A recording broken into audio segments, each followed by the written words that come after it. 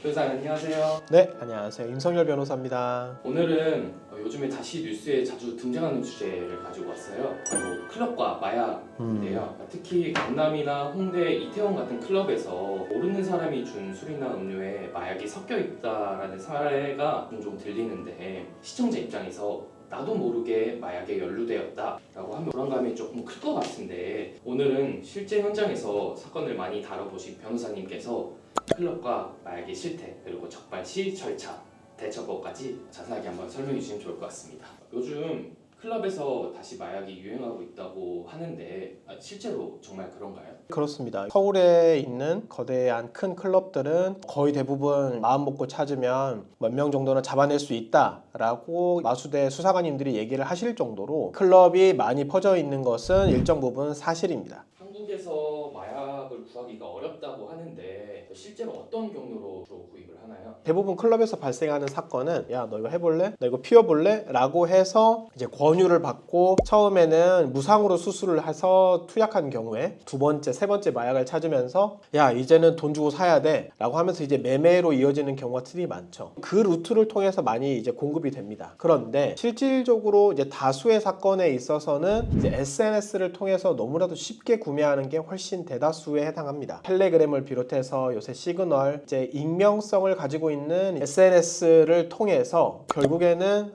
마약의 판매자를 찾아내고 마약 구매자를 서로 연결이 되면서 그 루트를 통해 구매하는 경우가 상당히 많습니다. 마약 복용이나 유통으로 적발이 됐을 때 처벌 수위는 어느 정도일까요? 사실 처벌 수위는 사건에 따라서 천차만별인데요. 첫 번째는 어떠한 마약을 유통하거나 투약했는지가 중요할 것이고, 두 번째는 어느 정도로 가담을 했고 거기에 대해서 내가 얼마만큼 투약을 했는지, 또 거기에 대해서 내가 얼마만큼 내가 기존에 전력이 있는지가 중요할 것입니다. 그렇지만 제가 처음이다, 몇 번의 수수와 내가 투약을 했다라고 하면 변호사님을 통해서 내가 방어했다 라고 했을 때 검찰에서 기소유예를 받을 수도 있고, 그리고 법원 단계로 넘어가서 내가 집행유예를 받을 수도 있습니다. 그런데 마약 사건인 경우에는 특히 재범의 경우가 많습니다. 그래서 처음에는 기소유예나 집행유예로 선처를 받지만 두 번째에서 재범이 된다, 그러면서 마약의 종류가 더 높은 처벌이 필요한 마약을 내가 유통하고 투약했다라고 하면 실질적으로 실형이 선고되는 경우가 정말 많습니다. 나도 모르게 마약을 복용한 경우 어떻게 대처하면 좋을까요?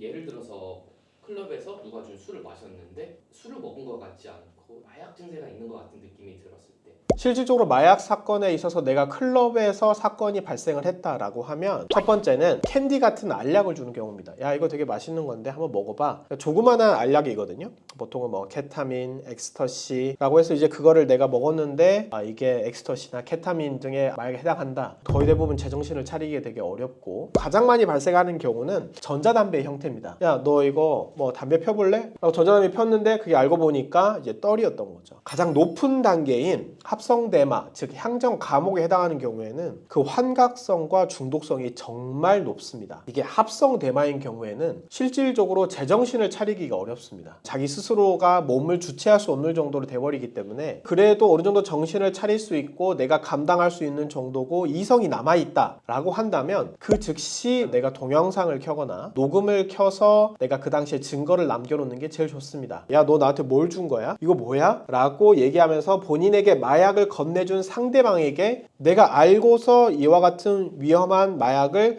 투약한 것이 아니다라는 것을 입증을 해야 되기 때문에 거기에 대해서 증거를 남겨놓는 겁니다. 이거 뭐야? 너 나한테 뭘 준 거야? 이거 제대로 된 전자담배 맞아? 무슨 담배 맛이 왜 이래? 야, 나 지금 정신을 못 차리겠어. 만약에 여기에서 내가 좀 더 정신을 차릴 수 있다, 내가 그래도 이성이 남아있는 상태다 라고 한다면 그 자리에서 112를 신고하거나 119에 신고하는 것이 최선의 방법일 겁니다. 네, 오늘은 본인이 클럽이나 또는 주변에서 마약을 권유받거나 심지어 본인도 알지 못하는 사이에 마약을 복용하게 되어서 여기에 대해서 내가 어떻게 대처를 해야 되는지, 그런 상황에서는 어떻게 해야 나중에 본인에게도 처벌도 받지 않고 추가적인 범죄 피해도 당하지 않는지에 대해서 자세히 알아보았습니다.